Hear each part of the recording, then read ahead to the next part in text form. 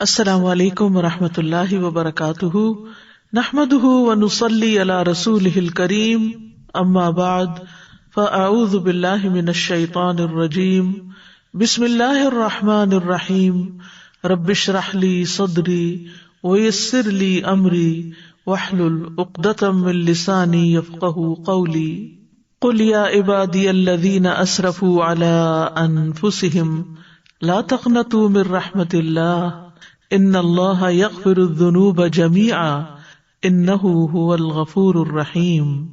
کہہ دیجئے اے میرے بندو جنہوں نے اپنی جانوں پر زیادتی کی، اللہ کی رحمت سے نا امید نہ ہونا، بے شک اللہ سب کے سب گناہ بخش دیتا ہے، بے شک وہی تو بے حد بخشنے والا نہایت رحم فرمانے والا ہے۔ دنیا کی زندگی میں انسان پر مختلف حالات آتے ہیں، مختلف کیفیات اس پر گزرتی ہیں۔ بعض حالات انسان کو توڑ کر رکھ دیتے ہیں، لیکن انسان پھر بھی زندگی کا سفر جاری رکھتا ہے۔ یہ امید ہی کی وجہ سے ہے۔ اللہ نے انسان کے اندر یہ جذبہ فطری طور پر رکھ دیا ہے، جس کی وجہ سے وہ آگے بڑھتا رہتا ہے۔ لیکن کبھی انسان پر ایسے حالات آ جاتے ہیں کہ اس کا حوصلہ ٹوٹ جاتا ہے۔ ایسے میں جو شخص اپنے رب کو پہچانتا ہے وہ کبھی مایوس نہیں ہوتا، اللہ پر بھروسہ کرتے ہوئے وہ پھر سے سرگرم عمل ہو جاتا ہے۔ اسی طرح کبھی وہ شیطان کے ورغلانے اور نفس کی اکساہٹوں کی وجہ سے غفلت میں مبتلا ہو کر اللہ کو ناراض کرنے والے کام کر بیٹھتا ہے، پھر اس کا ضمیر اس کو ملامت کرتا ہے کہ توبہ کر لو، لیکن شیطان اس کو وسوسے ڈالتا ہے کہ تمہارے گناہ کبھی معاف نہ ہوں گے۔ ایسے میں یہ آیت پھر سے انسان کو اللہ کی طرف لے جاتی ہے کہ لا تقنطوا من رحمت اللہ، اللہ کی رحمت سے مایوس نہ ہو، اللہ سبحانہ و تعالیٰ تو سارے گناہ معاف کر دیتا ہے۔ ضرورت اس بات کی ہے کہ ہم اس کی طرف رجوع کریں اور اس کے حضور توبہ کریں۔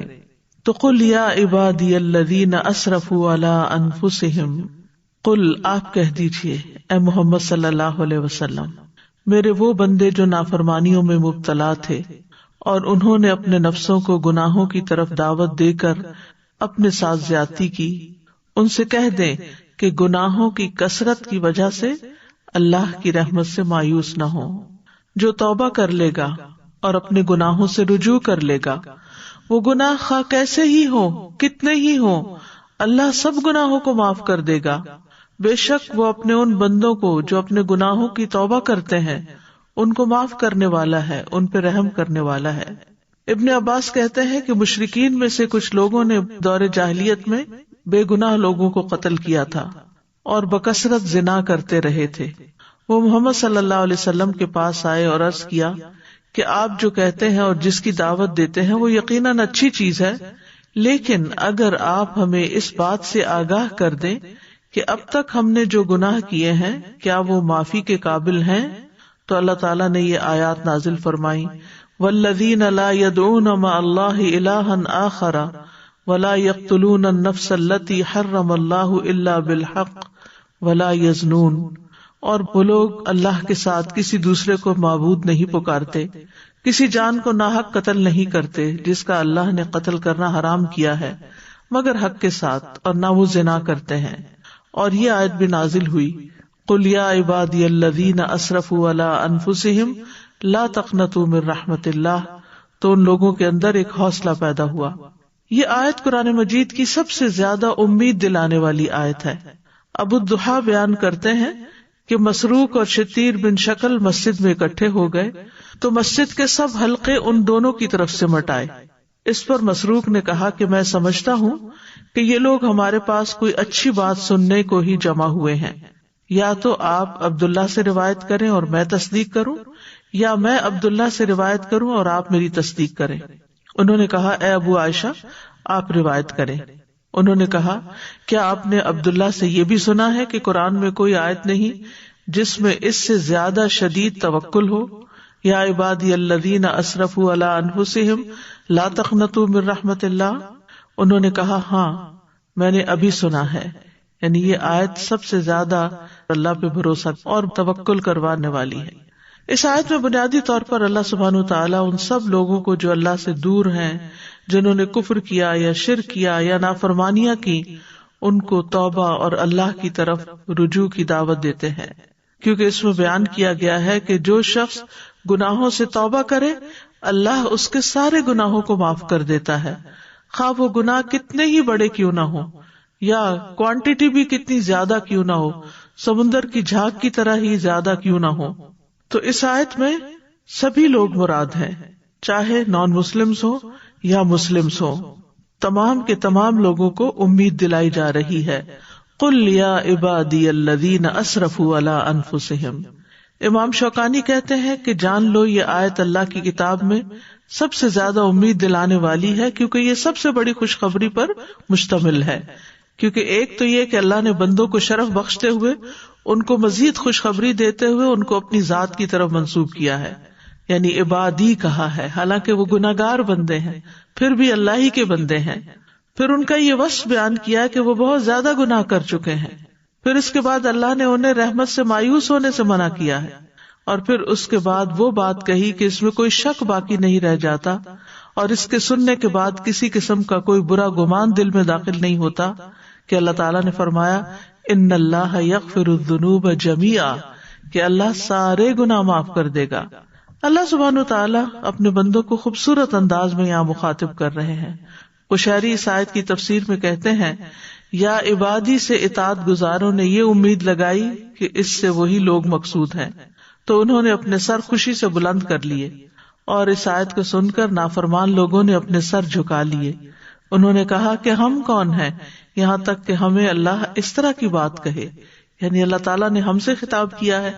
تو اس کے بعد اللہ تعالیٰ نے فرمایا الذین اسرفوا، تو صورتحال تبدیل ہو گئی، تو وہ لوگ جنہوں نے سر جھکائے تھے ان کی حوصلہ افزائی ہو گئی اور ان کی ذلت ختم ہو گئی، اور جن لوگوں نے اپنے سر بلند کیے تھے انہوں نے اپنے سر جھکا لیے اور ان کا دبدبہ ختم ہو گیا۔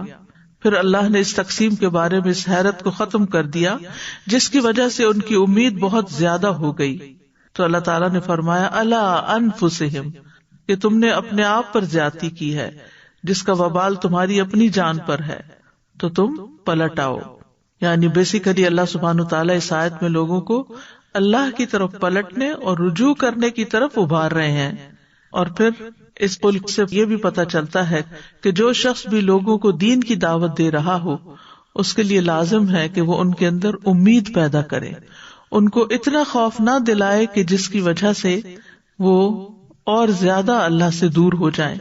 اور پھر یہاں پر یہ جو لفظ اسراف استعمال ہوا ہے، اسراف کہتے ہیں ہر چیز میں حد سے آگے بڑھ جانا، اور عام طور پر اس کا مشہور استعمال جو ہے وہ مال خرچ کرنے میں حد سے زیادہ بڑھ جانے میں آتا ہے۔ یعنی اسراف کا مطلب ہم انسٹنٹلی لیتے ہیں کہ حد سے زیادہ مال خرچ کر لینا، جیسے قرآن مجید میں آتا ہے یا بنی آدم خذوا زینتکم عند کل مسجد وکلوا واشربوا ولا تسرفوا انہ لا یحب المسرفین۔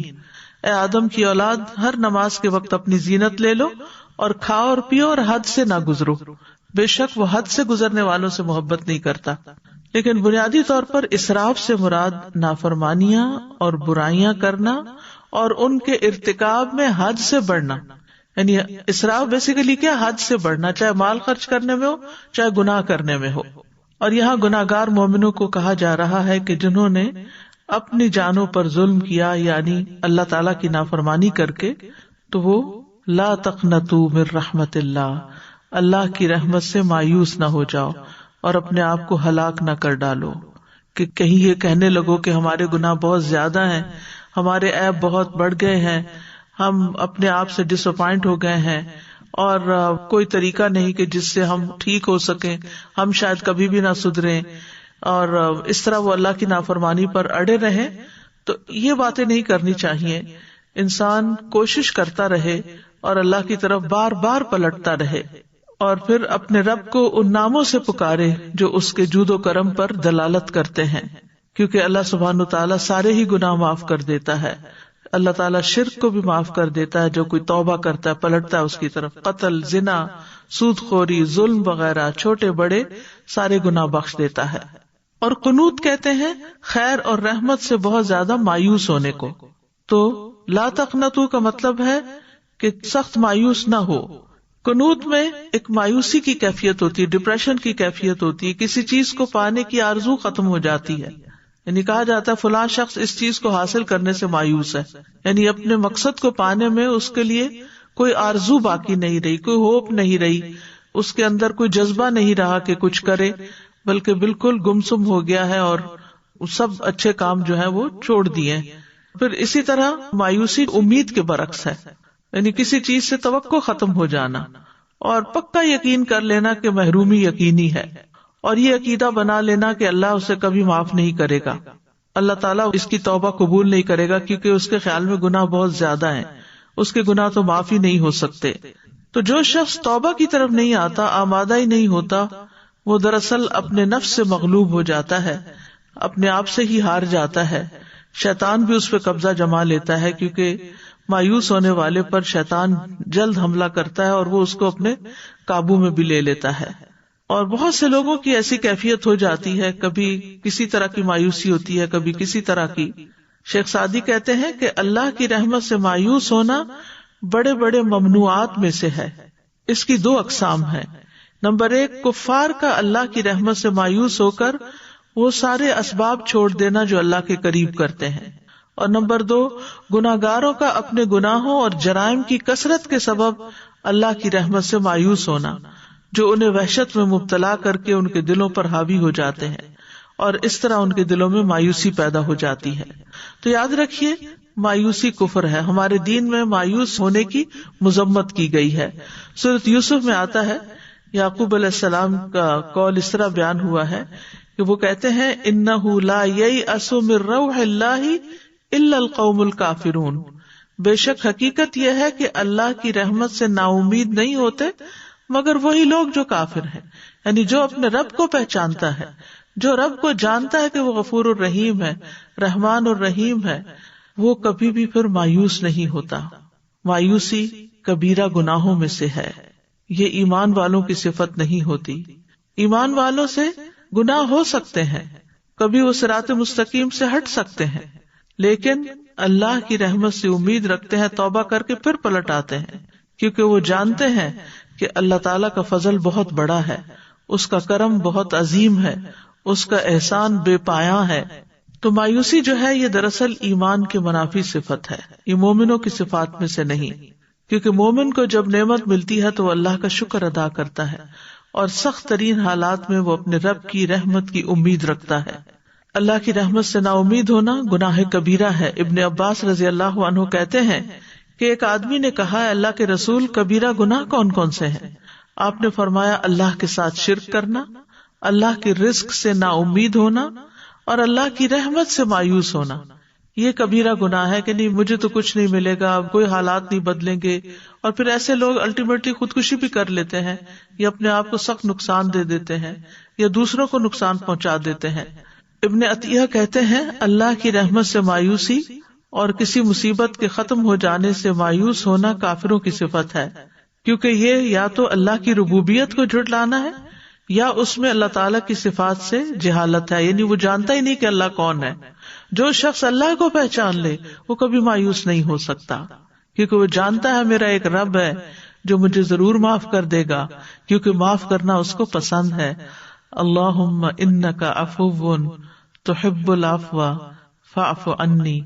آج سے آخری عشرہ بھی شروع ہو رہا ہے، طاق راتیں شروع ہو رہی ہیں، اور طاق راتوں کی بھی یہ بہترین دعا ہے کہ اللہ تعالیٰ سے معافی مانگی جائے، کیونکہ اللہم انک عفو تحب العفو یہ بھی نبی صلی اللہ علیہ وسلم نے دعا سکھائی ہے. اور آپ کو معلوم ہے کہ اللہ تعالیٰ کو معاف کرنا پسند ہے، اللہ تعالیٰ محبت رکھتا ہے معاف کرنے، یعنی اللہ تعالیٰ نعوذ باللہ انسانوں کی طرح نہیں کہ جن سے کوئی معافی مانگے تو کہے معاف نہیں کروں گا، کبھی معاف نہیں کروں گا. اکثر لوگوں کے منہ سے یہ بات سنی جاتی ہے کہ کبھی نہیں چھوڑیں گے، کبھی نہیں معاف کریں گے. اگر کوئی معافی مانگے بھی تو وہ غرور و تکبر کا شکار ہو کر سامنے والے کی بات کو ریگارڈ نہیں کرتے، معاف نہیں کرتے. اللہ تعالیٰ تو بندے کو رات کے گناہگار کو پکارتا ہے کہ تو پلٹ آ، اور دن کے گناہگار کو پکارتا ہے کہ تو پلٹ آ. ضرورت اس بات کی ہے کہ ہم پلٹیں. مایوس ہونا جو ہے یہ قرآن کی تکذیب کرنا بھی ہے. قرطبی کہتے ہیں اللہ کی رحمت سے مایوس ہونا دراصل قرآن کو جھٹلانا ہے، کیونکہ یہ اللہ کا فرمان ہے کہ مایوس نہ ہو، اور پھر بھی انسان مایوس ہو تو وہ اللہ کی نافرمانی کر رہا ہے اور اللہ کا فرمان برحق ہے. یہ اللہ تعالیٰ کے ساتھ ایک بے ادبی کی قسم ہے، کیونکہ خوف جو انسان کو مایوسی میں ڈال دے یہ اللہ کی رحمت کے ساتھ بے ادبی ہے، کیونکہ اللہ کی رحمت اس کے غضب پر سبقت لے جا چکی ہے، اور مایوسی اسی بات کی لا علمی ہے. تو اللہ تعالیٰ اپنے بندوں کو مایوس ہونے سے بچاتا ہے. ابو ہریرہ کہتے ہیں نبی صلی اللہ علیہ وسلم اپنے صحابہ کے ایک گروہ کی طرف نکلے جو ہنس رہے تھے اور باتیں کر رہے تھے. آپ نے فرمایا اس ذات کی قسم جس کے ہاتھ میں میری جان ہے، اگر تم وہ جان لو جو میں جانتا ہوں تو تم ہنستے کم اور روتے زیادہ. پھر آپ چلے گئے اور لوگ رونے لگ گئے. اللہ عز و جل نے آپ کی طرف وحی کی کہ اے محمد صلی اللہ علیہ وسلم آپ نے میرے بندوں کو مایوس کیوں کیا؟ تو نبی صلی اللہ علیہ وسلم واپس ان کے پاس تشریف لائے اور کہا خوش ہو جاؤ، سیدھے رہو اور قریب ہو جاؤ، یعنی پھر خوشخبری سنا دی. اللہ سبحانہ وتعالیٰ اپنے بندوں کو مایوسی سے نکالنے کے لیے بارش کی مثال دیتے ہیں. وَهُوَ الَّذِي يُنَزِّلُ الْغَيْثَ مِن بَعْدِ مَا قَنَطُوا وَيَنشُرُ رَحْمَتَهُ وَهُوَ الْوَلِيُّ الْحَمِيدُ، اور وہی ہے جو بارش برساتا ہے اس کے بعد کہ وہ نا امید ہو چکے ہوتے ہیں، اور وہ اپنی رحمت پھیلا دیتا ہے، وہی مدد کرنے والا ہے، تمام تعریفوں کے لائق ہے.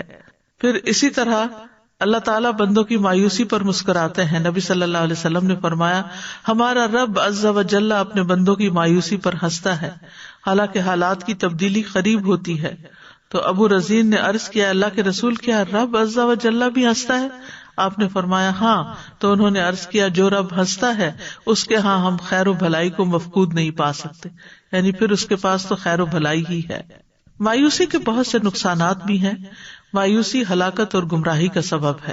اور قاسمی کہتے ہیں دنیا سے محبت کرنا اور اس کو آخرت پر ترجیح دینا اور اللہ تعالیٰ کی نعمتوں کی ناشکری کرنا اور ان کے شکر سے اعراض برتنا اور جو تکلیف اس کی تقدیر میں لکھی جا چکی ہو اس سے چھٹکارا حاصل کرنے میں بے صبری اور مایوسی کا مظاہرہ کرنا یہ سب گمراہی ہے. اور گمراہ لوگ گمراہی کی وادی میں جا پڑتے ہیں اور مایوسی ہی اس بات کا سبب بنتی ہے. پھر مایوسی میں تباہی ہے. ابن مسعود رضی اللہ عنہ کہتے ہیں تباہی دو چیزوں میں ہے، مایوسی اور خود پسندی میں. مایوسی کی وجہ سے نیک کام کرنے میں سستی آ جاتی ہے اور کمزوری پیدا ہو جاتی ہے. ابن حجر ہیثمی کہتے ہیں مایوس انسان نیک اعمال کے نفع سے مایوس ہوتا ہے. نیک اعمال کا فائدہ کوئی نہیں. لوگ کہتے ہیں کوئی فائدہ نہیں نماز پڑھنے کا، کوئی فائدہ نہیں یہ کرنے کا. تو یہ دراصل کیا ہے، اس کو نیک اعمال کا فائدہ نہیں پتا ہوتا یا اس سے مایوس ہو جاتا ہے، اور اس کے نتیجے کے طور پر وہ لازمی طور پر نیک اعمال کو چھوڑ دیتا ہے. تو کتنی بڑی یعنی گمراہی کی بات ہے کہ انسان اپنے سے یہ سوچ کے کہ نیکی کا کوئی فائدہ نہیں. کہ آپ دیکھیں لوگوں نے کیسے کیسے محاورے بنا رکھے ہیں، یہ کوئی نیکی کا دور ہے، آج کسی کے ساتھ بھلائی کرنے کا وقت نہیں. حالانکہ انسان بھلائی جب اللہ کے لیے کرتا ہے تو کسی انسان پر تو کوئی احسان نہیں انسان کا. اور ان احسنتم احسنتم لانفسکم، اگر تم کسی پر احسان کرتے ہو تو دراصل وہ اپنے ساتھ کر رہے ہوتے ہو. پھر اسی طرح یہ ہے کہ اگر انسان مثلاً دنیا کی نعمتوں کے لیے کوشش کر رہا ہوتا ہے اور محروم ہو جاتا ہے تو غم اور پریشانی اس پہ چھا جاتی ہے. لہٰذا یہ غم اور پریشانی اس کو اتنا مغلوب کر لیتی ہے کہ اس کے پاس اللہ کا ذکر کرنے، اللہ کو یاد کرنے، اللہ کی طرف رجوع کرنے کا وقت ہی نہیں ہوتا. تو ایسا قابل رحم آدمی ہمیشہ کے لیے پھر ذکر سے بھی مایوس ہو جاتا ہے، یعنی چپ کر کے ہاتھ پہ ہاتھ رکھ کے صرف گھور رہا ہوتا ہے یا پریشانیوں کا شکار ہوتا ہے. نہ اس کے منہ سے کوئی خیر کی بات نکلتی ہے، نہ وہ عملی طور پر کوئی کام کرنے کے قابل ہوتا ہے. پھر یہ بھی ہوتا ہے کہ مایوسی کی وجہ سے انسان گناہوں اور نافرمانیوں میں لگے رہتا ہے. ابو قلابہ کہتے ہیں آدمی ایک گناہ کا ارتکاب کرتا ہے اور کہتا ہے میں مارا گیا تو میری تو کوئی توبہ نہیں. بس ایسا شخص اللہ کی رحمت سے مایوس ہو جاتا ہے اور گناہوں میں بری طرح منہمک ہو جاتا ہے. اس نے کہا جب مرنے کے بعد وہ کیا سوچتا ہے کہ مرنے کے بعد جب سزا ملے گی ہی تو پھر دنیا میں تو عیش کر لو، حالانکہ اللہ تعالیٰ نے اس بات سے منع کیا ہے. پھر ایسے شخص کی دل کی سکینت ختم ہو جاتی ہے اور انسان کو ہمیشہ کے لیے محرومی اور غم اور پریشانی کا احساس ہوتا رہتا ہے، کیونکہ اللہ کی رحمت سے مایوس ہونا جو ہے وہ ترک عمل کی طرف لے جاتا ہے، عمل چھڑواتا ہے، کیونکہ اس کے خیال میں کوئی فائدہ نہیں. اور یہ مصیبتوں میں سے ایک بہت بھاری مصیبت اور کبیرہ گناہوں میں سے ایک بہت بڑا گناہ ہے. دل کی سکینت، نیکیوں سے انسیت ختم ہو جاتی ہے جس میں بے چینی اور بے قراری اور غم کی طرف انسان چلا جاتا ہے. دل کے بگاڑ کا سبب بن جاتی ہے مایوسی، یعنی کتنے بے شمار نقصان ہیں. ابن قیم رحمہ اللہ جب کبیرہ گناہوں کو شمار کر رہے تھے تو انہوں نے کہا اللہ کی رحمت سے مایوس ہو جانا اور اللہ کی رحمت سے مایوسی کے نتائج زنا، شراب نوشی اور دیگر ظاہری کبیرہ گناہوں کے نتائج سے بھی زیادہ بڑے، اور دل اور جسم کی اصلاح کی صورت اسی صورت میں ہو سکتی ہے جب ان سے بچا جائے، نہیں بڑے گناہوں سے توبہ کی جائے، ورنہ دل بگڑ جائے گا، اور جب دل بگڑتا ہے تو سارا جسم بگڑ جاتا ہے. مایوسی اللہ کی رحمت اور بخشش سے محرومی کا سبب ہے. مبارک پوری کہتے ہیں کہ اگر کوئی انسان یہ عقیدہ بنا لے یا یہ گمان کر لے کہ اللہ انسان کے اعمال کو قبول نہیں کرے گا اور یہ اعمال اس کو فائدہ نہیں دیں گے تو یہ اللہ کی رحمت سے مایوسی ہے اور یہ کبیرہ گناہ ہے، اور اگر وہ اس پر مر گیا تو اس کو اس کے گمان کے حوالے کر دیا جائے گا. یعنی مرنے کے بعد بھی قبر میں بھی اس کے دل کی یہ حالت نہیں بدلے گی، وہ وحشت اور مایوسی کے ساتھ ہی برزخ کا وقت گزارے گا، اور آخرت میں بھی پھر اس کے لیے کوئی مقام نہیں، کیونکہ مایوس ہونے والے کے لیے عذاب ہے. فضالہ بن عبید کہتے ہیں کہ رسول اللہ صلی اللہ علیہ وسلم نے فرمایا 3 آدمیوں کے متعلق کچھ نہ پوچھو کہ انہیں کس قدر عذاب ہوگا. ایک تو وہ آدمی جو اللہ عز و جل سے اس کی چادر لینے میں جھگڑا کرے کہ اللہ کے اوپر کی چادر کبریائی اور نیچے کی چادر عزت ہے، یعنی اپنے آپ کو بڑی چیز سمجھے، غرور اور تکبر کا شکار ہو جائے. دوسرا وہ آدمی جو اللہ کے کاموں میں شک کرے کہ اللہ نے یہ کیوں کر دیا، وہ کیوں کر دیا، ایسا نہیں ہونا چاہیے تھا، ویسا نہیں ہونا چاہیے تھا. اور تیسرا اللہ کی رحمت سے مایوس ہونے والا. بہت سے گناہوں کی سزا تو آخرت میں ملے گی، لیکن مایوس انسان کو سزا دنیا میں بھی ملنے لگتی ہے. قلق، رنج، غم، پریشانی، فرسٹریشن، ڈپریشن کی وجہ سے. یعنی وہ چونکہ مایوس ہو جاتا ہے لہٰذا وہ تکلیف کا ایک سائیکل چل پڑتا ہے جس کو وہ کاٹ نہیں پاتا سوائے اس کے کہ وہ اللہ کی طرف پلٹے اور یہ یقین رکھے کہ توبہ کرنے سے اللہ تعالیٰ گناہ معاف کر دیتے ہیں. تو کرنا کیا چاہیے؟ مایوسی کی بجائے اللہ سے حسن ظن رکھنا چاہیے. یہ توحید اور ایمان کا تقاضا ہے. یاد رکھیے منافق اللہ کے بارے میں برے گمان رکھتا ہے. یظنون باللہ غیر الحق ظن الجاہلیہ، وہ اللہ کے بارے میں ناحق جاہلیت کا گمان کر رہے تھے. ایک اور جگہ آتا ہے الظانین باللہ ظن السوء علیہم دائرۃ السوء، جو اللہ کے بارے میں گمان کرنے والے ہیں برا گمان، انہی پر بری گردش ہے. یعنی جو برا سوچتے ہیں وہ لا آف اٹریکشن بھی ہے نا، کہ جیسے انسان سوچتا ہے پھر چیزیں اس کے لیے ویسے ہونے لگتی. تو جو اللہ کے بارے میں برا گمان رکھتے ہیں پھر ان پر بری گردش آ جاتی ہے. پھر اللہ بندے کے گمان کے مطابق معاملہ کرتا ہے. سبحان اللہ. حدیث قدسی ہے قال اللہ عز وجل انا عند ظن عبدی بی فلیظن بی ما شاء. اللہ تعالیٰ فرماتا ہے میں اپنے بندے کے گمان کے مطابق ہوتا ہوں، بس وہ میرے ساتھ جیسا چاہے گمان رکھے. اگر اچھا گمان رکھیں گے تو انشاءاللہ اچھے نتائج سامنے آئیں گے. اور پھر یہ گمان موت تک اچھا ہونا چاہیے. رسول اللہ صلی اللہ علیہ وسلم نے اپنی وفات کے 3 دن پہلے فرمایا تم میں سے کوئی اس وقت تک نہ مرے مگر یہ کہ وہ اللہ عز و جل سے اچھا گمان رکھتا ہو، اللہ کے بارے میں اللہ کی رحمت سے پر امید ہو، اللہ تعالیٰ معاف کرنے والے، اللہ تعالیٰ کے اچھے اچھے ناموں کے ساتھ اس کو یاد کرے. پھر اسی طرح جیسی انسان امید رکھتا ہے ویسا ہی اس کے ساتھ معاملہ ہوتا ہے. جو شخص یقین رکھتا ہے کہ اچھا ہی ہوگا، مثلاً کوئی کام ہوتا ہے، کوئی منصوبہ ہوتا ہے، کوئی پروجیکٹ ہوتا ہے، کوئی مشکل سے مشکل وقت ہوتا ہے، تو انسان اس وقت مایوسی کی بات کرنے کے بجائے کہتا ہے کہ اللہ چاہے گا تو ہو جائے گا، کوئی مشکل نہیں، ہو جائے گا انشاءاللہ.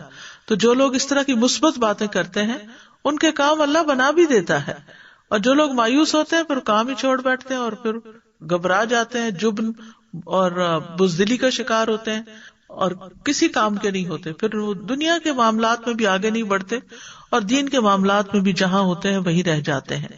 جہنمی کو بھی اللہ سے اچھی امید کا فائدہ ہوگا. انس بن مالک کہتے ہیں رسول اللہ صلی اللہ علیہ وسلم نے فرمایا جہنم سے 4 آدمیوں کو نکالا جائے گا، انہیں اللہ عز و جل کے سامنے پیش کیا جائے گا، اللہ تعالیٰ دوبارہ انہیں جہنم میں بھیجنے کا حکم دے دے گا. ان میں سے ایک شخص اللہ کی طرف متوجہ ہو کر کہے گا اے میرے رب مجھے تو یہ امید ہو گئی تھی کہ اگر تو مجھے اس جہنم سے نکال رہا ہے تو اس میں دوبارہ نہیں لوٹائے گا. اللہ تعالیٰ فرمائے گا ہم تجھے اس میں نہیں لوٹائیں گے. یعنی تم نے جیسا اپنے رب سے گمان کیا رب نے ویسے ہی تمہارے ساتھ معاملہ کیا. اللہ اکبر.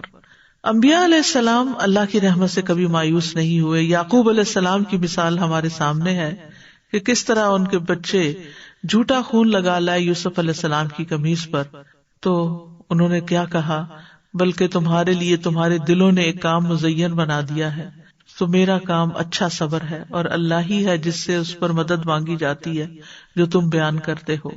یا بنی اذهبوا فتحسسوا من یوسف واخیہ ولا تیأسوا من روح اللہ انہ لا ییأس من روح اللہ الا القوم الکافرون. اے میرے بیٹو جاؤ اور یوسف اور اس کے بھائی کا سراغ لگاؤ. سال ہا سال گزر چکے ہیں لیکن پھر بھی مایوس نہیں ہے، امید باقی ہے، اور اللہ کی رحمت سے مایوس نہ ہو.